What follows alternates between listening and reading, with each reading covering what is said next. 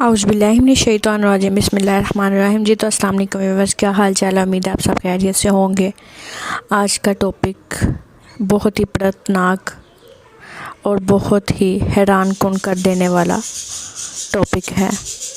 قرآن پاک نے کہا تھا کہ فرعون کی لاش کو ہم عبرت کا نشان بنائیں گے اور اس کی لاش عبرت کا نشان بن کر رہ جائے گی، اور یہ بات سچ ثابت ہوئی۔ فرعون کی لاش 1881 کو بحر احمر سے ملی اور آج مصر کے عجائب گھر میں محفوظ ہے۔ فرعون نے خدا ہونے کا دعویٰ کیا تھا، اللہ پاک نے اسے عبرت کا نشان بنا دیا۔ فرعون کی لاش کی لمبائی 20 سینٹی میٹر ہے، لیکن حیرت انگیز طور پر فرعون کی لاش جو 1235 قبل از مسیح سمندر میں ڈوب گئی تھی، آج 3116 سال بعد بھی سمندر میں پڑے رہنے کے باوجود بغیر گلے سڑے عجائب گھر میں محفوظ ہے۔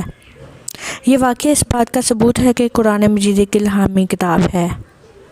ناظرین، عجائب گھر میں باقی بادشاہوں کی ممیز پڑی ہوئی ہیں، لیکن فرعون کی وہ واحد لاش ہے جس کی ممی نہیں، بلکہ وہ خود ایک لاش ہے، بلکہ اس کی لاش پر روزانہ تر و تازہ گوشت اگتا ہے۔ یہ گوشت تر و تازہ ہونے کے ساتھ ساتھ بڑھتا بھی رہتا ہے۔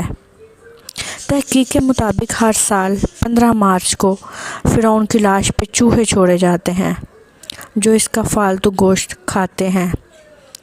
اس کے بعد اس کو دوبارہ سے پیک کر دیا جاتا ہے اور اس کی لاش شیشے میں رکھ دی جاتی ہے۔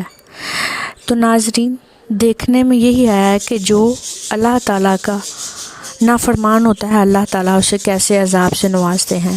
اللہ تعالیٰ نے فرمایا تھا کہ فرعون کی لاش عبرت کا نشان بنے گی، اور وہ آج بھی مصر کے عجائب گھر میں محفوظ ہے، اور لوگ اس سے عبرت حاصل کرتے ہیں، اور اس کے جسم پہ ویسے ہی تر و تازہ گوشت موجود آج بھی ہوتا ہے، اور کیسے چوہے اس کے جسم کے گوشت کو نوچتے ہیں۔